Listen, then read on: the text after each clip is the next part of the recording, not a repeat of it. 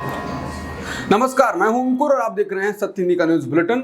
एक नजर अब तक की सुर्खियों पर। सावन महीने में कांवड़ यात्रा से पहले जारी किए गए एक आदेश पर अब उत्तर प्रदेश की मुजफ्फरनगर पुलिस ने अपना स्पष्टीकरण जारी किया है।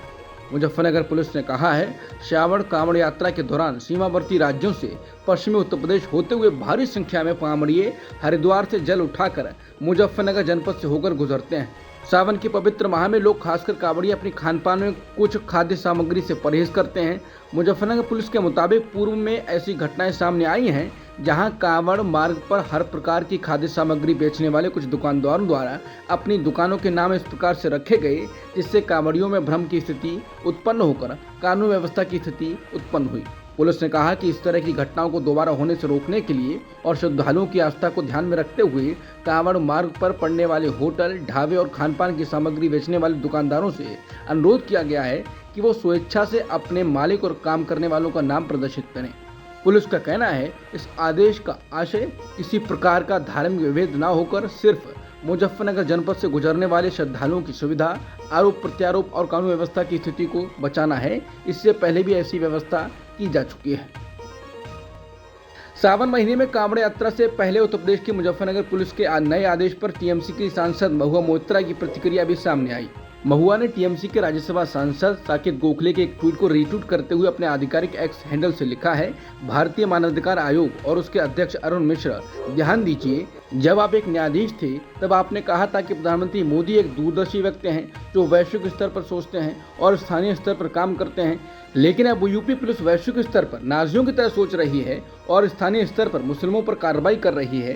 कृपया इस पर तुरंत कोई एक्शन लिया जाए। एआईएमआईएम चीफ असदुद्दीन ओवैसी ने यूपी में होने वाली कांवड़ यात्रा को लेकर सीएम योगी आदित्यनाथ पर निशाना साधा। ओवैसी ने कहा कि मुख्यमंत्री योगी आदित्यनाथ में हिटलर की रूह समा गई है। उन्होंने मुजफ्फरनगर में यूपी पुलिस के कांवड़ यात्रा मार्ग पर सड़क किनारे ठेले समेत खाने पीने की दुकानों से मालिकों के नाम बोर्ड पर लगाने को लेकर इसे कानून के खिलाफ उल्लंघन बताया। ओवैसी ने कहा है कि मैंने यूपी पुलिस के असंवैधानिक आदेश का विरोध किया था। इस आदेश के अनुसार दुकानदारों को दुकानों पर अपना नाम लिखना होगा ताकि कोई कांवड़िया गलती से मुसलमान की दुकान या ठेले से कुछ खरीद ना ले। किसी कथित धर्म गुरु ने मुझे और मोहम्मद जुबैर को धमकी देते हुए वीडियो जारी किया है। मुजफ्फरनगर में कानून व्यवस्था को भंग करने की दरपर्दा धमकी भी दी गई है। एक अनैतिक और भेदभावपूर्ण आदेश का विरोध करना कोई जुर्म नहीं है। मुकदमा उन पर दर्ज होना चाहिए जो दो समाजों को लड़ाना चाहते हैं। उत्तर प्रदेश के पूर्व मुख्यमंत्री अखिलेश यादव ने मुजफ्फरनगर पुलिस के उस फैसले पर टिप्पणी की है जिसमें कांवड़ यात्रा के रूट पर खानपान की दुकानों पर दुकानदार के नाम लिखने का निर्देश दिया गया है। अखिलेश यादव ने ट्वीट कर कहा है कि जिसका नाम गुड्डू, मुन्ना, छोटू या फत्ते है उसके नाम से क्या पता चलेगा। अखिलेश यादव ने इस मामले में अदालत से कार्रवाई की मांग भी की। अखिलेश ने ट्वीट कर लिखा, माननीय न्यायालय खुद संज्ञान ले और ऐसे प्रशासन के पीछे के शासन तक की मंशा की जांच करवाकर उचित दंडात्मक कार्रवाई करे। ऐसे आदेश सामाजिक अपराध हैं जो सौहार्द के शांतिपूर्ण वातावरण को बिगाड़ना चाहते हैं। सावन महीने में कांवड़ यात्रा से पहले उत्तर प्रदेश की मुजफ्फरनगर पुलिस का नया आदेश विवादों में घिर गया।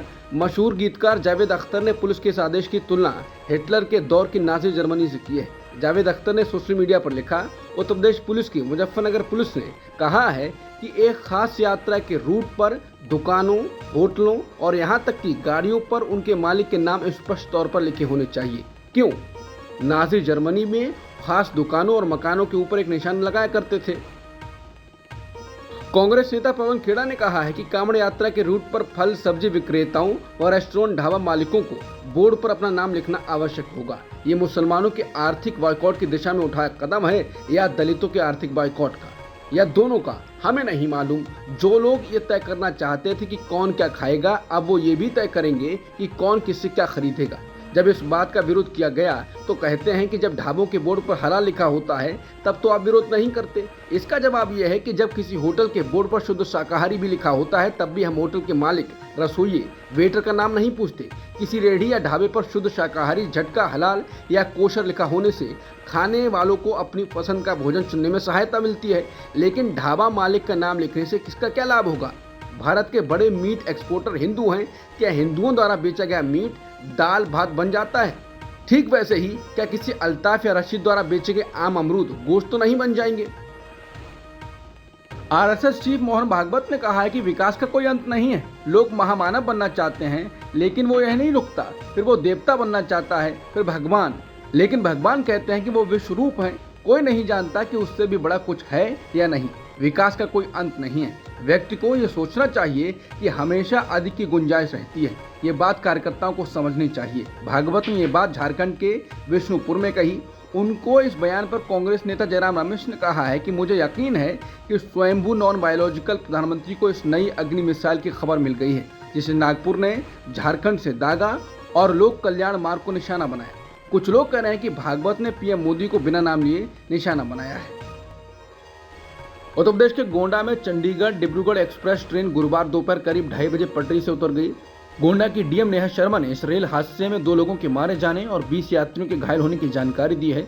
रेल मंत्रालय ने गोंडा रेल हादसे में मारे गए लोगों के परिवार के लिए 10 लाख रुपए मुआवजे का ऐलान किया है। इसके अलावा गंभीर रूप से घायल लोगों को 2.5 लाख रुपए और मामूली रूप से घायल लोगों को 50,000 रुपए की आर्थिक मदद की जाएगी। रेलवे ने इस हादसे में CRS इंक्वायरी करवाने की बात कही है। सुप्रीम कोर्ट ने गुरुवार को NTA को निर्देश दिया कि सभी नीट UG छात्रों के परिणाम शहरवार और केंद्रवार अपनी वेबसाइट पर शनिवार दोपहर 12 बजे तक प्रकाशित करें। इसके साथ ही उम्मीदवारों की पहचान गुप्त रखने के लिए भी कहा गया है। सुप्रीम कोर्ट ने गुरुवार को कहा है कि नीट UG 2024 को नए सिरे से आयोजित करने का कोई भी आदेश इस ठोस आधार पर होना चाहिए कि पूरी मेडिकल प्रवेश परीक्षा की शुचिता प्रभावित हुई हो। सुनवाई के दौरान मुख्य न्यायाधीश DY चंद्रचूड़ ने कहा कि सिर्फ इसलिए कि 23 लाख में से सिर्फ 1 लाख को ही प्रवेश मिलेगा, हम दोबारा परीक्षा आदेश नहीं दे सकते। दोबारा परीक्षा इस ठोस आधार पर होनी चाहिए कि पूरी परीक्षा प्रभावित हुई हो। अंक वृद्धि और कथित पेपर लीक पर सुनवाई करते हुए शीर्ष अदालत ने NTA से ये बताने के लिए कहा है कि जिन छात्रों ने परीक्षा वाले शहर बदले, उनमें से कितने शीर्ष 1.08 लाख में जगह बना पाए और क्या 9 और 10 अप्रैल को पंजीकरण कराने वालों के पक्ष में कोई पक्षपात है। शीर्ष अदालत नीट UG में कथित अनियमितताओं से संबंधित लगभग 40 याचिकाओं पर सुनवाई कर रही है। तमिलनाडु में DMK सरकार के शीर्ष सूत्रों के अनुसार तमिलनाडु के युवा कल्याण और खेल विकास मंत्री और मुख्यमंत्री MK स्टालिन के बेटे उदयनिधि स्टालिन को 22 अगस्त से पहले उप मुख्यमंत्री के रूप में पदोन्नत किया जाना तय है। ये पदोन्नति उनके पिता MK स्टालिन की याद दिलाती है, जो 2009 के लोकसभा चुनाव के बाद डिप्टी CM बने थे। सत्तारूढ़ बीजेपी के उत्तर प्रदेश यूनिट में अंदरूनी कलह के बीच समाजवादी पार्टी प्रमुख अखिलेश यादव ने गुरुवार को एक मानसून ऑफर दिया। अखिलेश ने ट्वीट कर कहा कि मानसून ऑफर 100 लाओ, सरकार बनाओ। सोशल मीडिया पोस्ट को उत्तर प्रदेश के मुख्यमंत्री योगी आदित्यनाथ के विरोधियों को दल बदल करने और नई सरकार बनाने की पेशकश के रूप में देखा जा रहा है। ये पहली बार नहीं है जब अखिलेश यादव ने इस तरह की पेशकश की है। दिसंबर 2022 में समाजवादी पार्टी प्रमुख अखिलेश यादव ने केशव प्रसाद मौर्य और ब्रजेश पाठक को 100 विधायक लाने और राज्य का CM बनने की पेशकश की थी।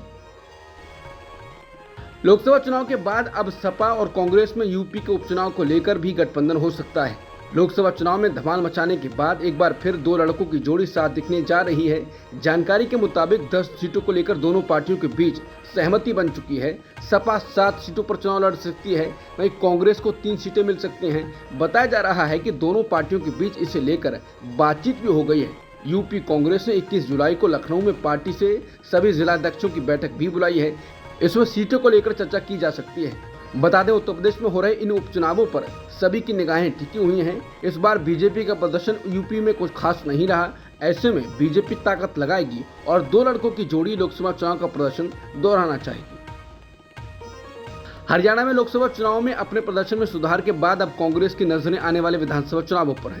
हालांकि उससे पहले राज्य कांग्रेस में गुटबाजी और अंदरूनी कलह की खबरें सामने आती रही हैं। हरियाणा में अक्टूबर 2024 में विधानसभा के चुनाव होने हैं। उससे पहले AICC महासचिव और सिरसा से पार्टी की सांसद कुमारी शैलजा राज्य के शहरी इलाकों में कांग्रेस को मजबूत करने के उद्देश्य से जुलाई के अंत तक पदयात्रा शुरू करेंगे।